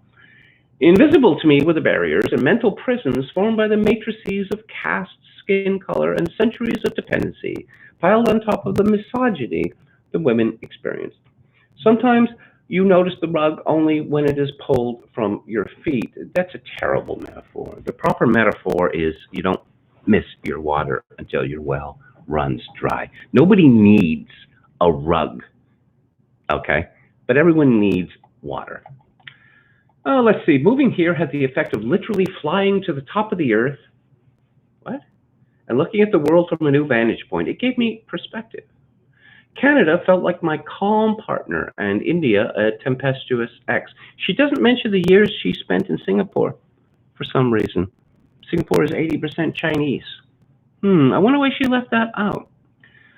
Life there was vibrant, full-throated, no holds barred. You shouted, you cried, you laughed out loud. Here, for a new immigrant with a job, life appeared tranquil, pleasant, and for the most part, predictable. I had never not belonged where I lived. How about Singapore? Again, you haven't talked about Singapore. And here, too, I felt included in inclusive Canada.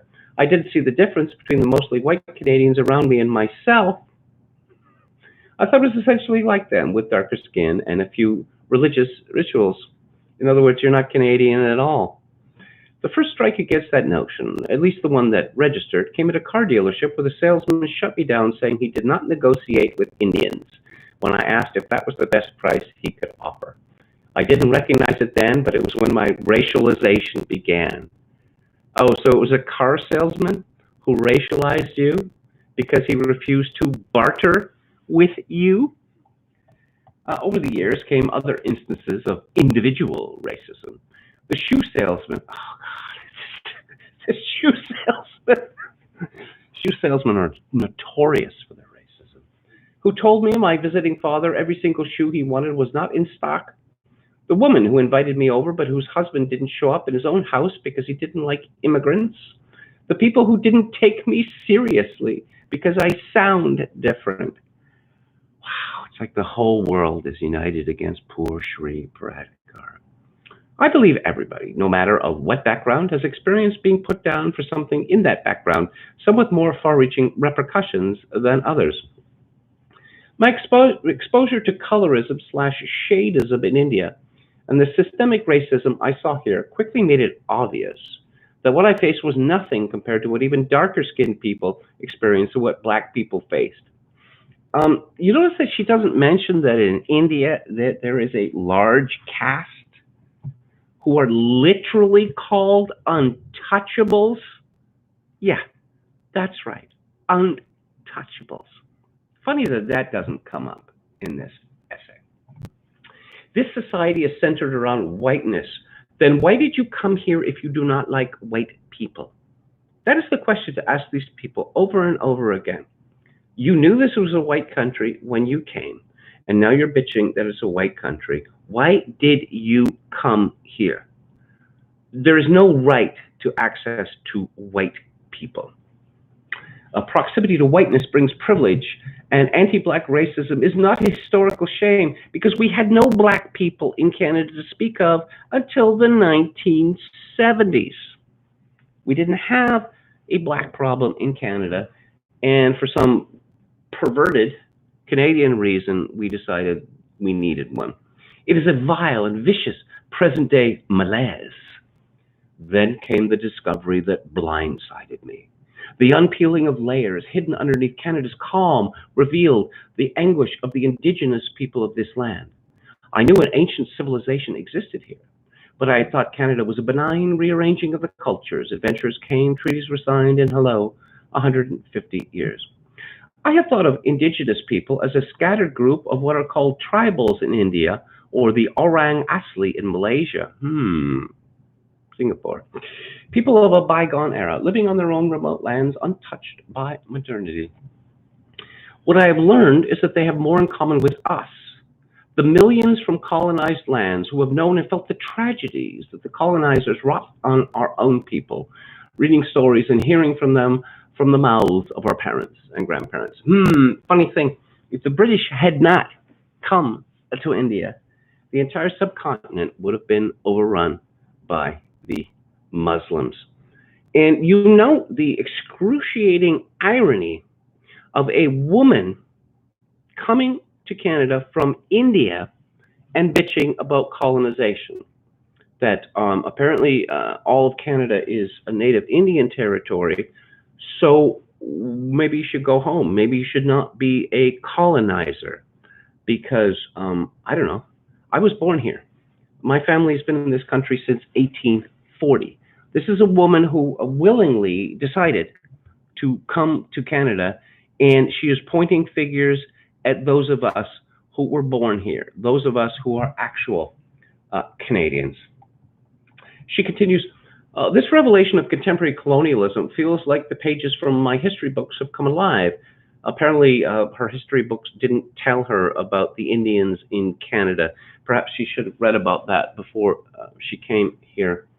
Challenging me to participate now, giving me a chance to take sides this time. Oh, really? You're a woman who just, yeah, I don't know, A or B. Doesn't matter to me. Apples, oranges, whatever, I don't care.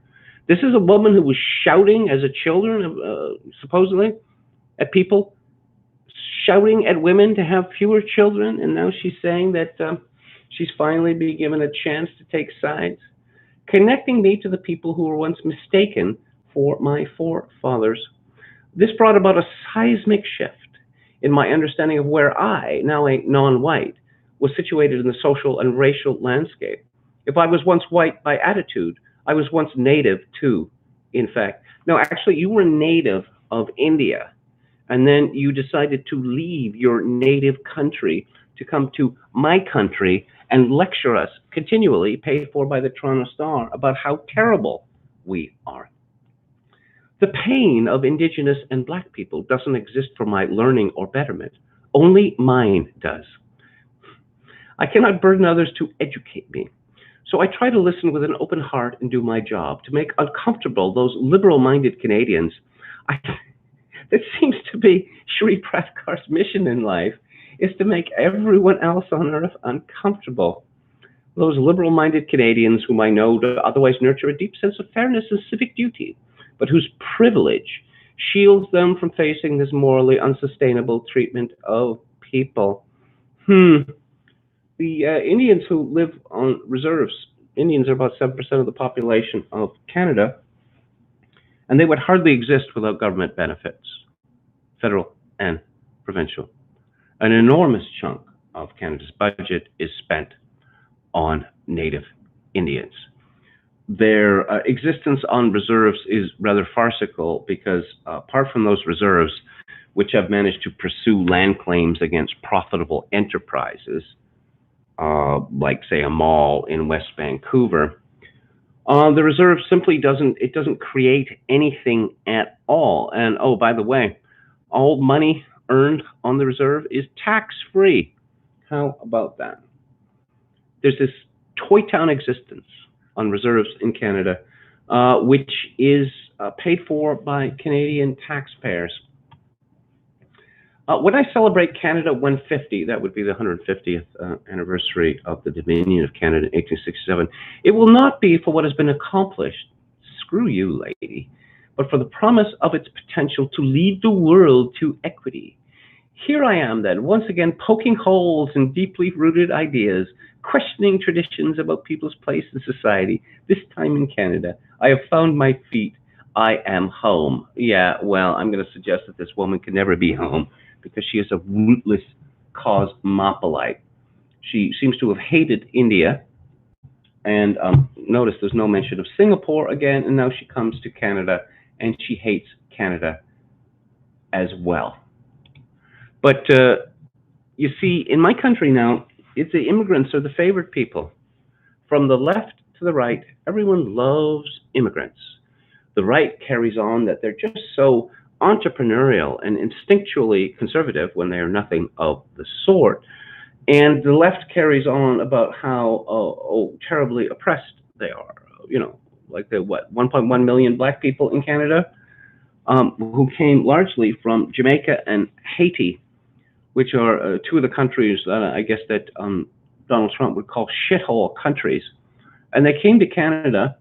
We welcomed these people here, and now they tell us without respite just how horrible we are. Of course, one could suggest that they go back to Jamaica and Haiti, a country, the latter country, which was literally consecrated to Satan.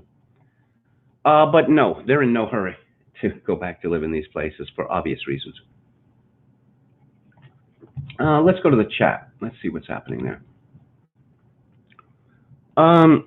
Okay. Click this. British American says, how is the Canadian government going to afford all the social justice after the 19% of its budget that comes from oil and gas taxes is gone? Well, the short answer is they can't. Also, a question that no one in the media has been asking, as far as I know, is that Quebec and the Atlantic provinces only maintain their standard of living because of the so-called equalization that comes from Alberta, British Columbia, and Saskatchewan. And that money isn't there anymore. That money isn't there anymore.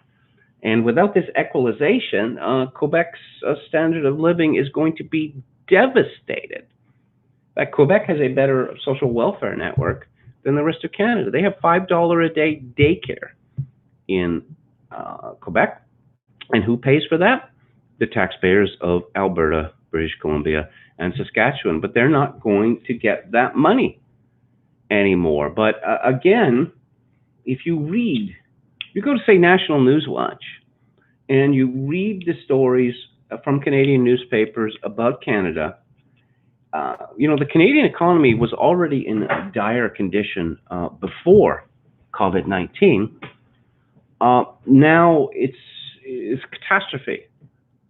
But Canadian media, it's like they got their hands around their ears and they're saying, no, no, no, no, no, no, I can't hear you. I just, what's going to happen to my country? I mean, it could be truly terrible. And yet these idiots in the media are saying, oh, the oil and gas industry is dead and we should rejoice in this. It's not just the money, the 18 or 19% of the federal revenues that come from oil and gas industry. It's our daily lives.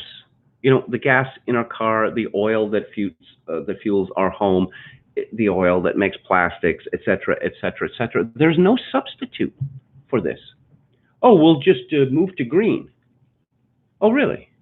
We're going to put windmills up everywhere? Solar panels? These people are so foolish that they don't even look into the costs of this so-called green revolution. It's not sufficient to look at simply to go from the finished product. and look at that, you have to look at how much it costs to make windmills, say, or to make solar panels, say. Oil, well, a hole is dug out in the ground and the oil comes out. Now, it's processed in many cases for plastics or for gasoline, but the costs are low as opposed to the stupendous costs associated with everything green. But our ruling class has sincerely concluded that, not going to be a problem. We'll just transition everyone to green. And it is just so absolutely stupid that it's really hard to imagine how these people could possibly believe this. But indeed, they do. That it's like unicorns. My old friend Lauren Gunter, who was a colleague of mine at Alberta Report, he had a column in Toronto Sun 3 days ago. He writes, there are two things we can say about renewable energy. It seldom produces more energy than it takes to capture and release its energy, meaning many renewable products have energy deficits. And renewables almost always cost more tax dollars than they bring in, meaning budget deficits. Ontario's 10-year green energy experiment under the former Liberal provincial government proved that. At least $50 billion in added debt, doubled electricity bills, and tens of thousands of manufacturing jobs lost to the states where energy inputs weren't so pricey.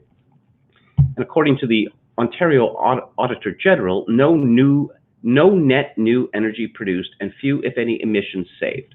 Put simply, lots of economic losses, few environmental benefits. Yet somehow the true believers of the eco cult, the Gretanistas, have convinced themselves Canada stands on the verge of a magical energy transformation. We can pivot out of this pandemic into a world without fossil fuels. We've all heard people having more colorful dreams during the pandemic. Perhaps that's behind this fanciful unicorns and rainbows thinking. Maybe it's as George Orwell wrote in his essay, Notes on Nationalism, to believe the truly absurd one has to belong to the intelligentsia. No ordinary man could be such a fool. All through the pandemic and the ongoing Saudi-Russia oil price war, eco-radicals have been insisting that this would be a great time to transition Canada away from oil and towards sustainable energy sources, as if it were simple as flipping a switch.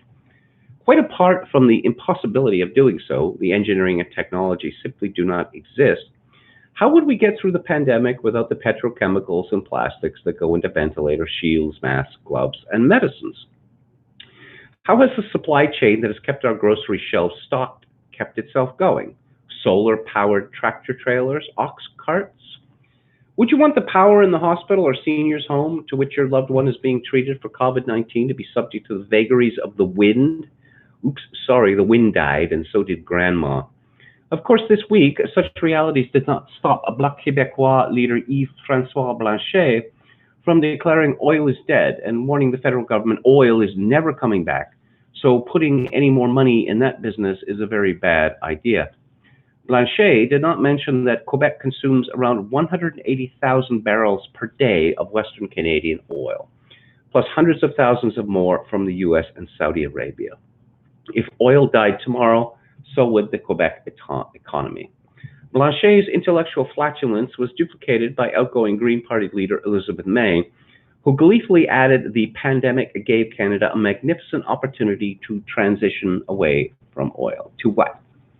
Consider that Europe has enough wind turbines installed to meet about 1/4 of the continent's energy needs. Yet because the wind doesn't always blow, and even the best turbines are inefficient in converting breezes to kilowatts, wind never supplies more than about 4% on a gusty day. Then there's the fact that the average turbine tower consumes 900 tons of steel, 2,500 tons of concrete for the base, and 45 tons of plastics that cannot be recycled, the emissions equivalent of as many as 1,000 pickups. 50% of the average electric car's parts are made with petrochemicals, to say nothing of the fact that an e-car's battery requires 5 to 10 times as much mining per mile traveled as the oil for a gas engine vehicle. One last fact from May, Blanchet, and the other absurdists. Even though consumption of Canadian oil is off by as much as 600,000 barrels per day, a figure that could reach 1 million by the middle of summer, which sounds like a whopping amount, we're still producing about 3.8 million barrels every day. Oil will be alive and well from decades. Now, some other things about windmills. They're hideous. They're hideous on the landscape. They destroy the countryside. They are bird abattoirs. We like birds, don't we? I don't know. I like birds. And the most hilarious thing about windmills, to my mind, is if it gets too windy, windmills have a habit of catching on fire or exploding. And I've interviewed many proponents of a shift to a green energy. And I always noticed that when the talk turned to windmills, they got rather coy and cagey, because even these people, the people who are knowledgeable and honest, they can't defend windmills. Okay, I'm going to take a look around at the chat. Chogankin666, I'm getting a divorce and my cat died. This sounds like the beginning of a country music song. Edward Richardson says Jimmy Carter was the first to put solar panels on the White House. Reagan had them removed. This reminds me of something that the first oil shock was in 1973 when I was 18 years old, and there was another oil shock in 1979. And we were told, well, of course, that means that the old world, the petrochemical world, that's going to end. 1973. That's almost 50 years ago. There's been no significant change for the reason that so long as we have oil and gas, there's no particular reason to change, because whatever we came up to substitute for that would be much more expensive and harder to deal with. As Jim Kunstler has pointed out, let's look at gasoline. Gasoline is so simple and easy to use that guy, at the gas station, he's trusted around gasoline. Are you going to trust a gas station guy around hydrogen, for instance? No, you are not, because hydrogen is very volatile. The Germans during the Second World War were synthesizing oil from coal. So why didn't they keep up with that? Why weren't efficiencies introduced? Because there was no reason to do so. The Germans synthesizing oil from coal was a desperate measure in the midst of war. And the war ended, and the oil supply was kept up again, and so there was no need to do it. Donald Robertson says windmills are pretty big these days. I have a hell of a time bringing them down. I hate these machines. As I say, the windmills are nice in Holland, says Chogakin666. Yes, and they're to scale, and they're pretty.